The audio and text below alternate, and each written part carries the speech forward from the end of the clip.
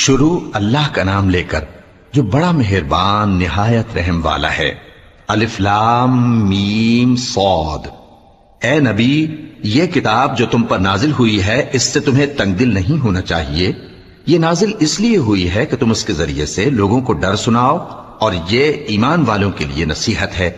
لوگوں، جو کتاب تم پر تمہارے پروردگار کے ہاں سے نازل ہوئی ہے اس کی پیروی کرو، اور اس کے سوا اور رفیقوں کی پیروی نہ کرو، اور تم کم ہی نصیحت قبول کرتے ہو۔ اور کتنی ہی بستیاں ہیں کہ ہم نے تباہ کر ڈالی جن پر ہمارا عذاب یا تو رات میں آتا تھا جبکہ وہ سوتے تھے، یا دن کو جب وہ قیلولہ یعنی دوپہر کو آرام کرتے تھے، تو جس وقت ان پر عذاب آتا تھا ان کے منہ سے یہی نکلتا تھا کہ ہائے، ہم اپنے اوپر ظلم کرتے رہے۔ تو جن لوگوں کی طرف پیغمبر بھیجے گئے ہم ان سے بھی پرسش کریں گے اور پیغمبروں سے بھی پوچھیں گے، پھر اپنے علم سے ان کی حالات بیان کریں گے، اور ہم کہیں غائب تو نہیں تھے۔